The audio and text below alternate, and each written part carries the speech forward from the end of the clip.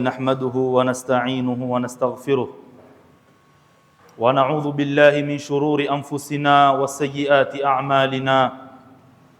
من يهده الله فلا مضل له ومن يضلل فلا هادي له، وأشهد أن لا إله إلا الله وحده لا شريك له، وأشهد أن محمدا عبده ورسوله.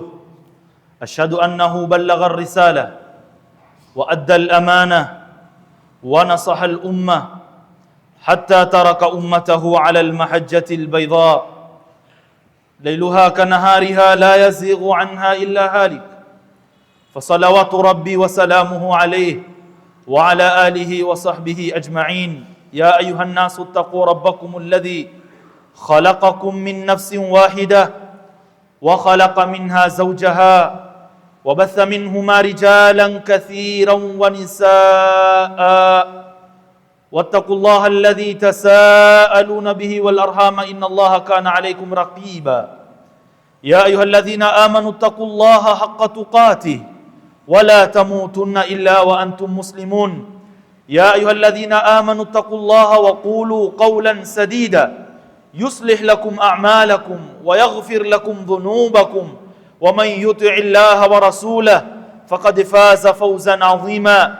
أما بعد، فإن أصدق الحديث كتاب الله، وخير الهدى هدى محمد صلى الله عليه وسلم، وشر الأمور محدثاتها، فإن كل محدثة بدعة وكل بدعة ضلالة وكل ضلالة في النار. أيها الناس عباد الله، أوصيكم ونفسي بتقوى الله تعالى، فلقد فاز المتقون إن للمتقين مفازا. يقول الله سبحانه كل نفس ذائقة الموت وإنما توفون أجوركم يوم القيامة فمن زحزح عن النار وأدخل الجنة فقد فاز وما الحياة الدنيا إلا متاع الغرور. أيها المؤمنون، رب اشرح لي صدري ويسر لي أمري wahlul uqdatan min lisani yafqahu qawli. Barakallahu fikum. Watukufu wa Islam, katika jambo ambalo kwamba wanadamu wote wamekuwa ni wenye kukubaliana katika ulimwengu huu, hakuna mwanadamu hata mmoja anakuwa ni mwenye kulipinga jambo hilo, ni suala la kwamba sisi wanadamu iko siku tutaondoka katika huu ulimwengu. Anayeamini uwepo wa Mola wake mmoja anaamini iko siku ataondoka. Asiyeamini uwepo wa Allah subhanahu wa ta'ala anaamini iko siku ataondoka. Anayekubali Uislamu anaamini ataondoka, na asiyeukubali Uislamu vile vile anakubaliana ya kwamba iko siku ataondoka katika huu ulimwengu. Tofauti kubwa enyi watukufu wa Islamu iliyopatikana baina ya hawa wanadamu ni kule imani alionayo Muislamu. Anaamini ya kwamba mimi ninapoondoka katika huu ulimwengu iko siku nitakwenda kukutana na Mola wangu, niwe ni mwenye kuhesabiwa amali zangu nilizozifanya. Lakini asiamini uwepo wa Mola anasema hawi ni mwenye kufufuliwa, yeye akishaondoka duniani ndio ameondoka. Na wengine wakasema kwamba tutafufuliwa lakini sote tutauona uzima wa milele. Lakini Muislamu anakuambia la, tutahukumiwa na kuhesabiwa kwa yale tuliyofanya hapa duniani. Ndio maana tatizo lilopatikana kwetu sisi Waislamu ni kwamba tulifahamu kweli tutasimama mbele ya Mola wetu, lakini hatukuwa ni mwenye kujiandaa na amali zitakazozifaa baada ya kufa kwetu. Hebu tizameni Qur'ani enyi Waislamu watukufu, tuisomeni kwa mazingatio yaliyokuwa makubwa mno.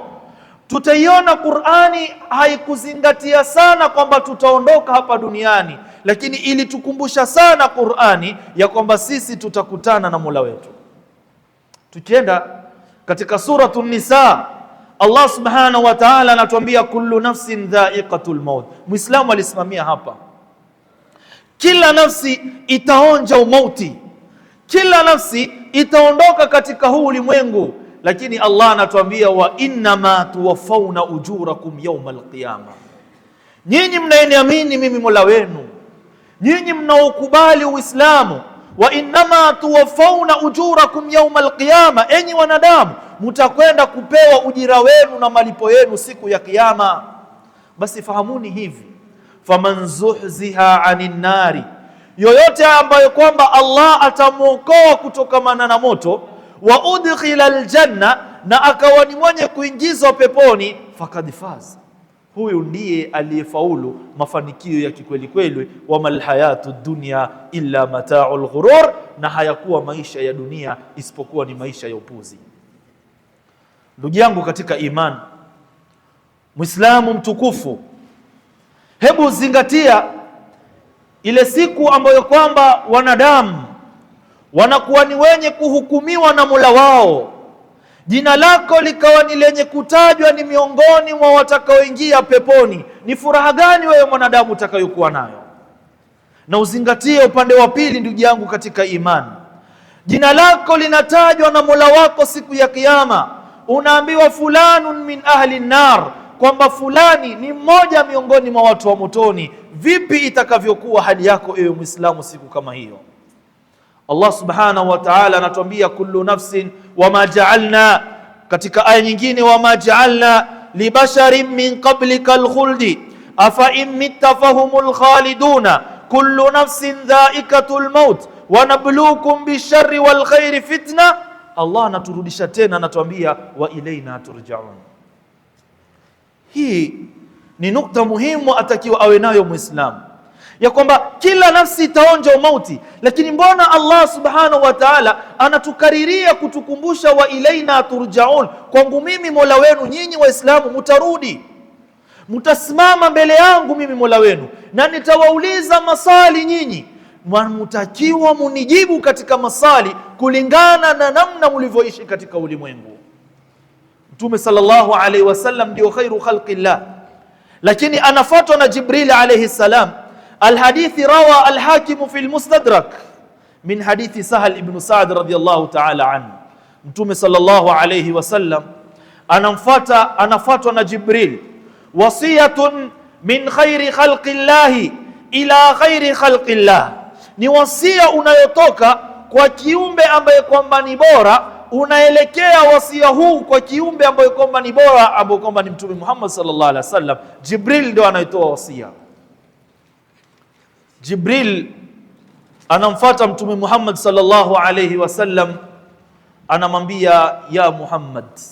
Sikilizeni nyasia 5 alizopewa Mtume Muhammad, lakini kwa sababu ya wakati tutataja 3 peke yake. Mtume Muhammad sallallahu alaihi wasallam anaambiwa na Jibril, ya Muhammad, e Muhammad, ish ma shi'ta fa innaka mayitun, ishi namna utakavyoishi, kaa katika huu ulimwengu namna utakavyokaa. Kaa umri wa miaka 50, kaa umri wa miaka 60, kaa umri utakaoishi katika ulimwengu, lakini tambua namna utakavyoishi katika ulimwengu, fa innaka mayitun, wewe Muhammad ni maiti. Wahbib man shi'ta fa innaka mufariquhu, e Muhammad, ninachokuambia mimi, mpende unayempenda, kipende unachokipenda, lakini fahamu ewe Muhammad, wewe na kile ambacho kwamba unakipenda, wewe na yule ambaye kwamba unampenda, nyote wawili mtakuwa ni wenye kufarikiana.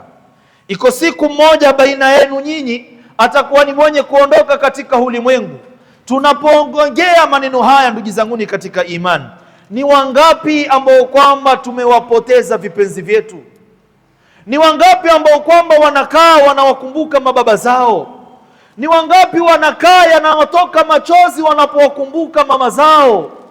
Ni wangapi ambao kwamba wanakaa wanakumbuka ya kwamba nilikuwa na mtoto wangu mimi, nilikuwa na ndugu yangu mimi, nilikuwa na mke wangu mimi, nilikuwa na mwendani wangu, rafiki yangu, kipenzi changu, mfanyi biashara mwenzangu, leo hayuko pamoja na mimi. Kwa sababu wahbib man shita fa innaka mufariquhu, mpende utakayempenda namna unavyompenda, kithamini utakachokithamini namna unavyokithamini, lakini iko siku wewe na yule unayempenda mtakuwa ni wenye kufarikiana, mfarikiano ambao kwamba la budda min, Ni lazima, kwa sababu Allah subhanahu wa ta'ala amewaandika mauti kwa wanadamu na ameyaumba mauti kwa wanadamu.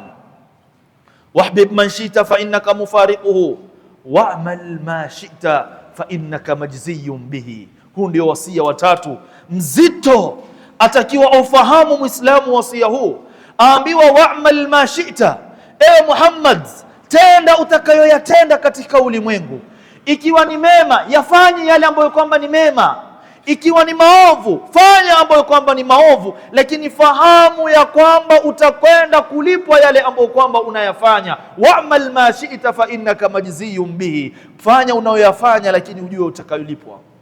Allah subhanahu wa ta'ala anasema faman ya'mal mithqala dharratin khairan yara, yoyote atakayefanya amali hiyo ikawa ni ndogo kiasi cha tembe, mithqala dharratin khairan yara, amali hiyo ikawa ni ya kheri, basi atakuwa ni mwenye kwenda kuyaona. Ndugu zangu ni katika imani, kabla ya kuendelea katika khutba, nimevumilia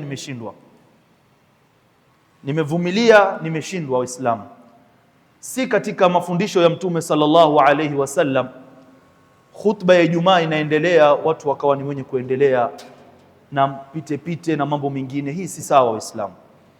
Mtume sallallahu alayhi wasallam anatufundisha katika adab za Ijumaa, anasema yoyote atakamwambia rafiki yake ansit, nyamaza. Unamuona mtu anaongea na wewe ni katika wasikilizaji, ukamwambia ansit, nyamaza, wal imamu yakhutub faqad lagha. Katika riwaya imekuja faqad wa man lagha fala jum'ata la, lakini faqad lagha ndio riwaya thabita ni nabii sallallahu alaihi wasallam. Kwa hiyo unapokuja siku ya Ijumaa, kaa ile sehemu ambayo kwamba iko.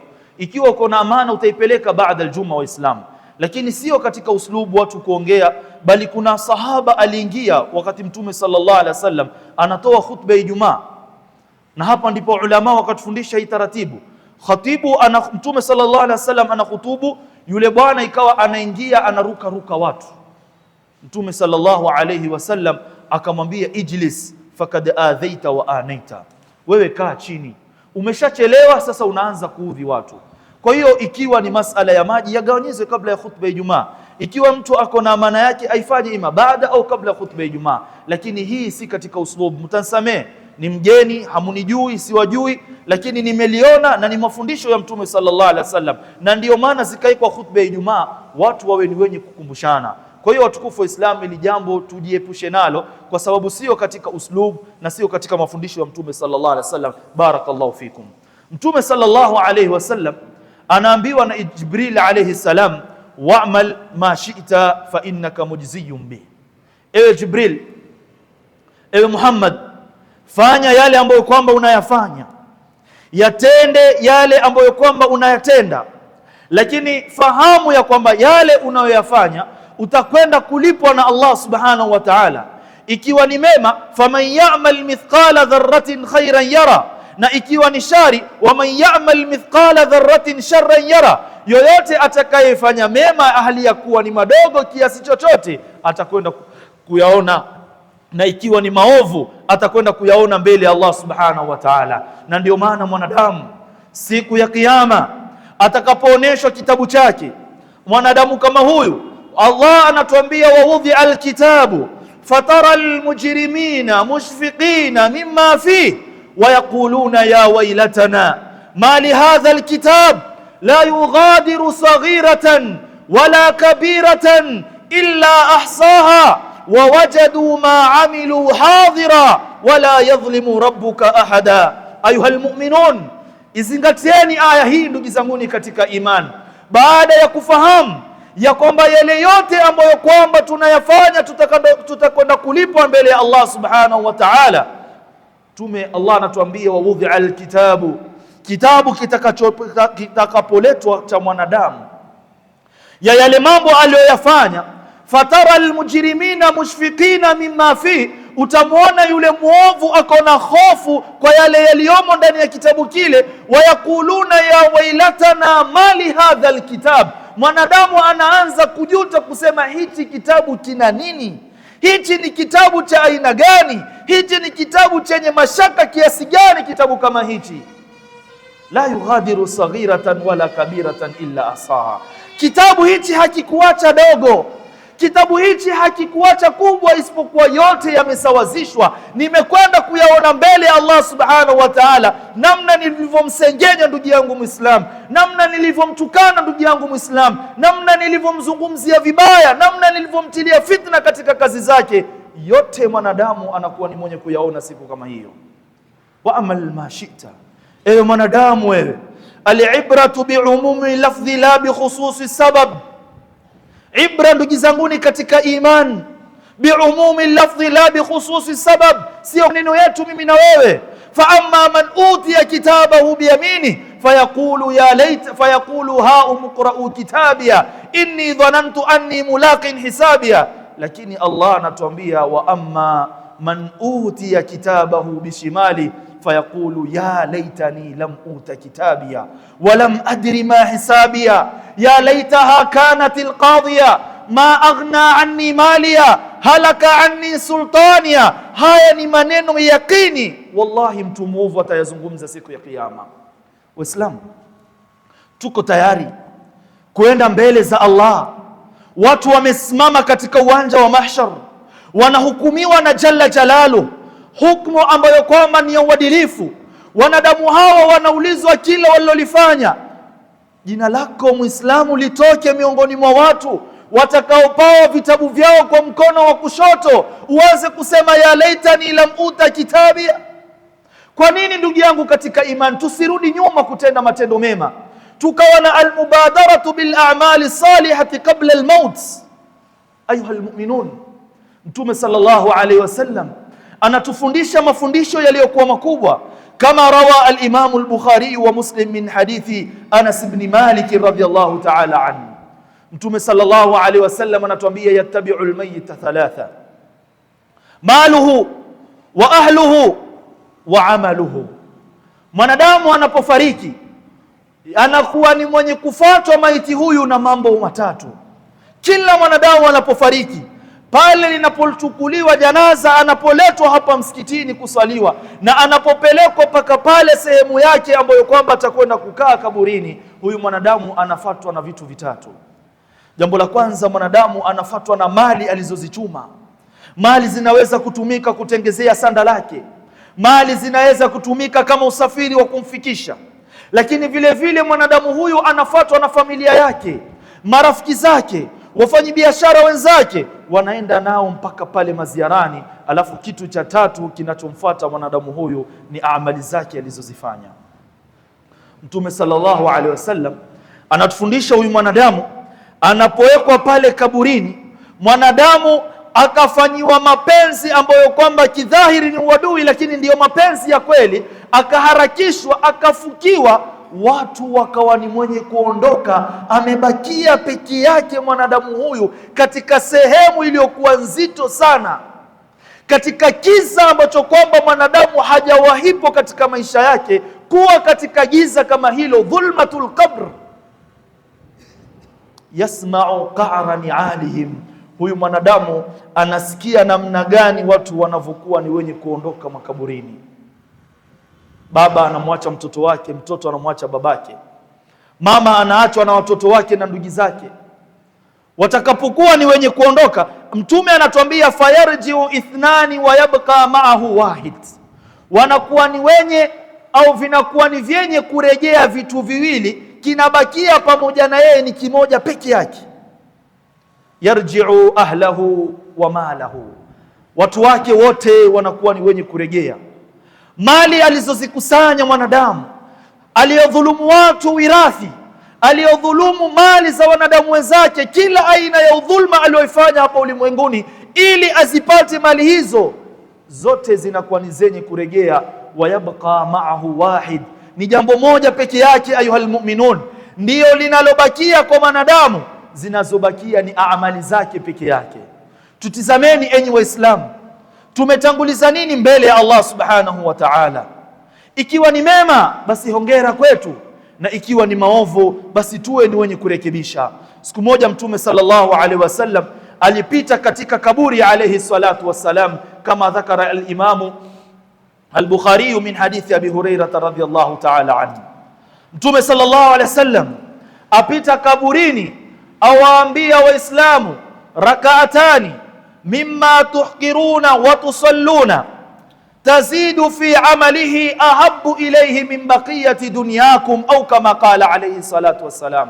Ayuha almu'minun, Mtume sallallahu alayhi wasallam anasema rakaa mbili ambazo kwamba nyinyi wanadamu, nyinyi Waislamu munakuwa ni wenye kuzipuuzia rakaa hizo mbili, ambazo kwamba mnaweza kuzisali rakaa mbili hizo, huyu aliyeko kaburini rakaa hizo zikiwa zinamzidishia katika amali zake, ahabbu ilayhi min baqiyati dunyakum, hilo jambo linapendeza zaidi kwake kuzisali rakaa mbili ambazo kwamba zitakuwa ni zenye kumwongezea daraja mbele ya Allah subhanahu wa ta'ala. Inapendeza kwake zaidi kuliko kilichobakia katika umri wenu, kuliko kilichobakia katika dunia yenu. Si lolote dunia kwake huyu, si lolote umri wa miaka 50 kwake huyu. Anachokithamini aliyoko kaburini ni rakaa mbili, awe ni mwenye kuziswali hapa duniani, zile ambazo kwamba mimi na wewe tunazidharau leo. Ayuha almu'minun, Mtume sallallahu alayhi wasallam kama rawa al-Imam Tirmidhi min hadithi ibn Umar radhiyallahu ta'ala anhu asema, akhadha an-nabiy sallallahu alayhi wasallam bimankibay, Mtume sallallahu alayhi wasallam aliwahi kunishika katika mabega yangu, akanambia Mtume sallallahu alayhi wasallam, kun fi dunya kaannaka gharibun au abiru sabil. Mtume sallallahu alayhi wasallam anamnasihi Ibn Umar, anamwambia kuwa katika hii dunia kana kwamba wewe ni mgeni au mpita njia. Usikae katika hii dunia kana kwamba ndiyo sehemu ambayo kwamba wewe umo. Usikae katika hii dunia kana kwamba hauondoki tena. Usikae katika hii dunia kana kwamba wewe umewekewa muhuri utakaa milele. Kaa kama mgeni au kaa kama mpita njia. Ndio Ibn Umar radhiallahu anhu kana yakul, idha asbahta fala tantadhir almasa wa idha amsayta fala tantadhir sabah. Pindi unapoingiliwa na jioni usitarajie idha asbahta fala tantadhir almasa. Unapofikiwa na asubuhi usidhanie ya kwamba wewe utakuwa ni mwenye kuingiliwa na jioni, na unapoingiliwa na jioni usitarajie kwamba wewe utakuwa ni mwenye kufikiwa na asubuhi. Ndugu yangu katika imani, lakini leo sisi wanadamu na sisi Waislamu tumeishi katika ghafla, kana kwamba hapa duniani tumo milele. Ndio maana utaona leo kuna Muislamu amekuja kusali salatul Juma, lakini baada al-asri ashaandaa marungi anaenda kula. Ndio utakuta leo Muislamu sababu ya ghafla ameshaandaa namna gani atakwenda kuchesha katika kumuasi Allah subhanahu wa ta'ala, kwa sababu tumesahau nasiha ya Ibn Umar, idha asbahta fala tantadhir almasa wa idha amsayta fala tantadhir as-sabah. Ayuha almu'minun, tazawwad min ad-dunya fa innaka la tadri idha janna laylun hal ta'ishu ila al-fajr, fakam min sahihin mata min ghairi illatin wa kam min saqimin 'asha hina min ad-dahri. Enyi Waislamu watukufu, vipenzi wa Mtume Muhammad sallallahu alaihi wasallam, tusiishi katika dunia kana kwamba tunakaa milele. Tazawad min ad-dunya fa innaka la tadri, beba katika dunia zawadi, hakika wewe haujui. Idha janna laylun hal ta'ishu ila al-fajr, pindi unapofikiwa na usiku hauna yakini wewe ndugu yangu katika imani ya kwamba utakaa mpaka alfajiri. Ni wangapi ambao kwamba tunawafahamu katika kwa majina yao waliwaaga familia zao wanalala, asubuhi tunatangaziwa wamefariki, au mpaka tuwe wagonjwa Waislamu. Na ndio maana tukaambiwa, fakam min sahihin mata min ghairi illatin wa kam min saqimin 'asha hina min ad-dari. Ni wazima wangapi Waislamu walitoka tu wanaenda safari, unapigiwa simu, yule fulani aliyetutolea khutba amefariki, amepata ajali, iyadhan billah. Ewe Muislamu, wangapi wanakufa makazini kwao, wameandaliwa na wake zao maandalizi yaliyokuwa mazuri, mke anapigiwa simu anaambiwa mume wako yuko sehemu fulani amefariki. Na ni wagonjwa wangapi Waislamu tunawafahamu kwa majina, wako vitandani miaka na miaka bado ni wazima. Enyi Waislamu, turudini kwa Allah subhanahu wa ta'ala na tujiandae kwa matendo mema, kwa sababu hakuna kitakachotufaa katika maisha yetu ya hapa baada ya kuondoka hapa duniani zaidi ya yale ambayo kwamba tutakuwa ni wenye kuyafanya. Barakallahu fikum wa jazakumullahu khaira. Qultu ma samitum wastaghfirullaha innahu kana ghaffara. الحمد لله على إحسانه والشكر له على توفيقه وامتنانه وأشهد أن لا إله إلا الله وحده لا شريك له تعظيما لشأنه وأشهد أن محمدا عبده ورسوله صلى الله عليه وسلم. وإخواني، يقول الله سبحانه يا أيها الذين آمنوا اتقوا الله ولتنظر نفس ما قدمت لغد واتقوا الله إن الله خبير بما تعملون. Watukufu Islam, Allah subhanahu wa ta'ala anatuita katika Qur'an Nidaur Rahman li ahli al-iman, akituambia ittaqullah, enyi mliomuamini Mola wenu muogopeni basi Allah. Waltanzur nafsum ma qaddamat lighad, nafsi itizame, ikae nafsi hii ipige mahesabu, ni mambo gani nafsi imetanguliza katika maisha yake ya kesho. Pindi unapokwenda kukutana na Allah subhanahu wa ta'ala, liyaumin adhim yawma yaqumu an-nasu li rabbil alamin waqifuhum innahum mas'ulun wala nas'alanna alladhina ursila ilayhim wala nas'alanna al-mursalin madha qaddamta ya Abdallah, ni jambo gani umekuwa ni mwenye kulitanguliza mbele ya Allah subhanahu wa ta'ala, ewe mja wa Allah subhanahu wa ta'ala. Ndugu zanguni katika imani, jambo kubwa linalotufanya sisi tukaghurika na huu ulimwengu, jambo kubwa ambalo kwamba limepelekea leo wengi kati yetu tukaisahau siku ambayo kwamba tutakuwa ni wenye kurejea kwa Allah subhanahu wa ta'ala, ni haya masiku ambayo kwamba tunaishi ndani yake.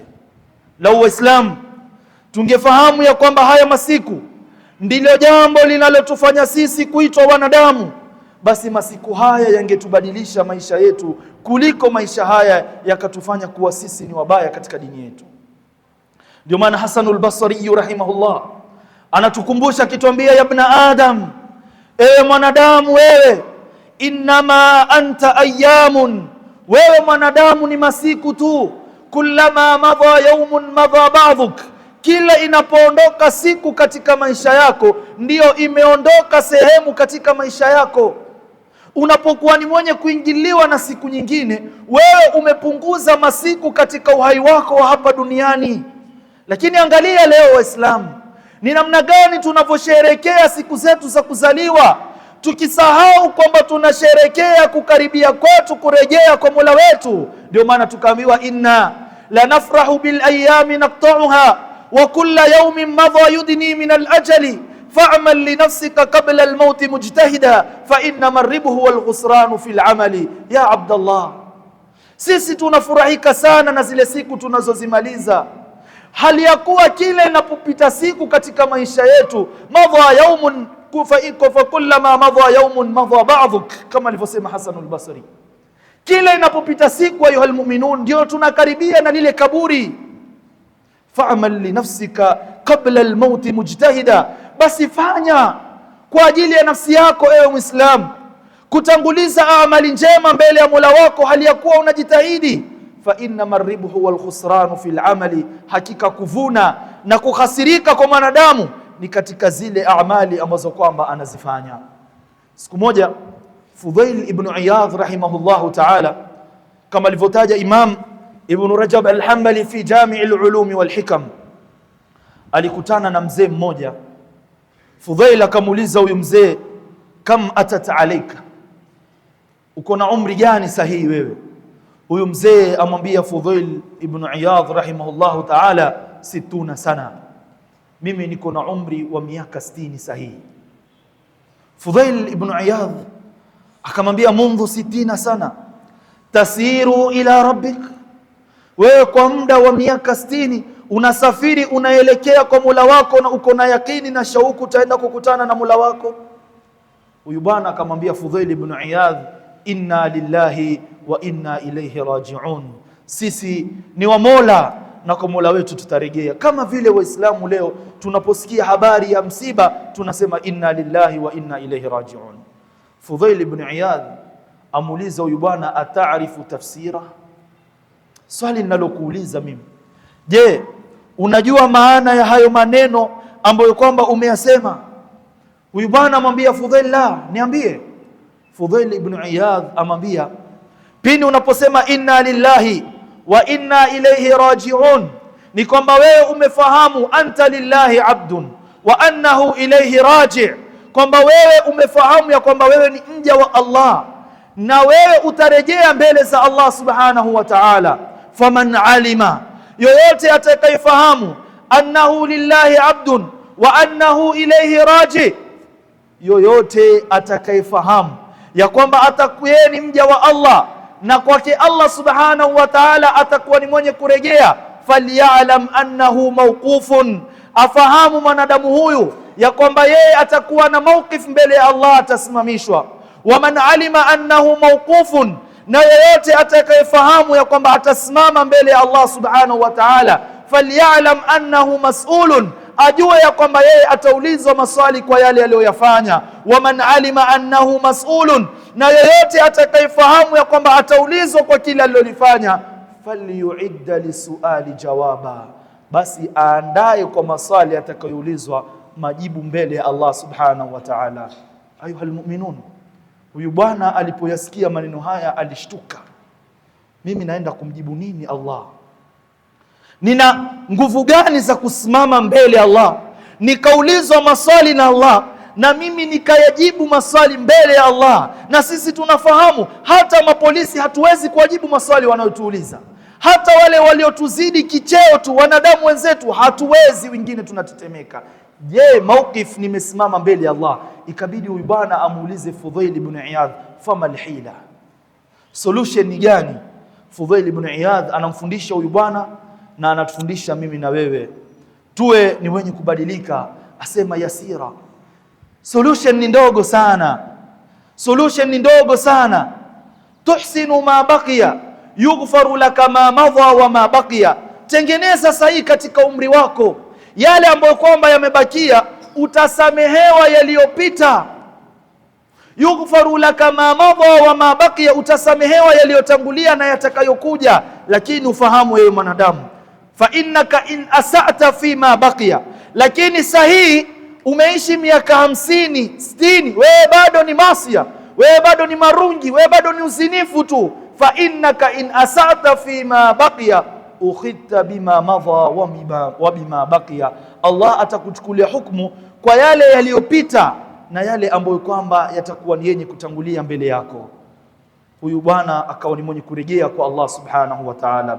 Ndugu katika iman, Ali ibn Abi Talib radhiyallahu ta'ala anhu anatuambia, inna ad-dunya qad irtahalat muqbilatan wa inna al-akhirata qad irtahalat, inna ad-dunya qad irtahalat mudbiratan wa inna al-akhirata qad irtahalat muqbilatan wa likulli minhuma banun fakunu min abna'i al-akhirah wa la takunu min abna'i ad-dunya fa inna al-yawma amalun wala hisabun wa ghadan hisabun wala amal. Enyi watukufu wa Islam, tuzihisabuni nafsi zetu na tufahamuni ya kwamba hii dunia hii ambayo kwamba tumekuwa ni wenye kuiandama, hii dunia ambayo kwamba tunakuwa ni wenye kuipenda, inakuwa ni yenye kusafiri hali ya kuwa inatupa mgongo, na akhera inakuwa ni yenye kutukabili kila siku.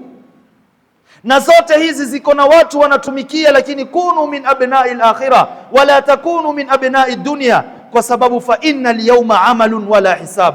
Leo wewe mwanadamu unatenda matendo lakini hauoni malipo, lakini waghadan hisabun wala amal, kesho mbele Allah kutakuwa na hisabu lakini hakuna amali. Hasibu anfusakum qabla an tuhasabu wazinu a'malakum qabla an tuzanu, zihisabuni enyi Waislamu nafsi zenu kabla hamujahesabiwa na Allah subhanahu wa ta'ala. Zipimeni amali zenu enyi Waislamu kabla hazijakwenda kupimwa na Allah subhanahu wa ta'ala, na tuwe ni wenye kujiandaa na mauti. Kama Mtume sallallahu alaihi wasallam alipomaliza kuzika alituambia, limithli hadha fa'iddu la, kwa mfano wa siku kama hii ambayo kwamba mtakuwa ni wenye kurejea kwa Allah subhanahu wa ta'ala, jiandaeni. Ayuhal mu'minun, wattaqu yawman turja'una fihi ila Allah, wattaqu yawman turja'una fihi ila Allah, wattaqu yawman turja'una fihi ila Allah thumma tuwaffa kullu nafsin ma kasabat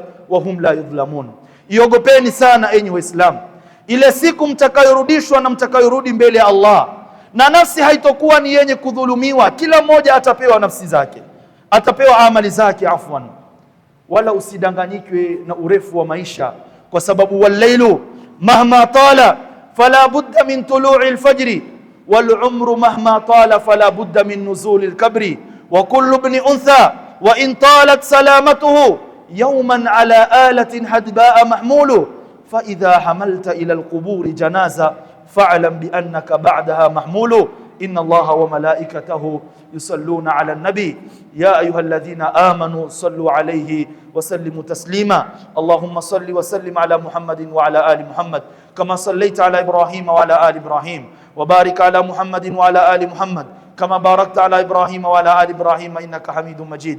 اللهم أعز الإسلام والمسلمين وأذل الشرك والمشركين ودمر أعداءك أعداء الدين وانصر جيوش المسلمين. اللهم حبب إلينا الإيمان وزينه في قلوبنا وكره إلينا الكفر والفسوق والعصيان واجعلنا من الراشدين. ربنا آتنا في الدنيا حسنة وفي الآخرة حسنة وقنا عذاب النار. وآخر دعوانا أن الحمد لله رب العالمين والله تعالى أعلم.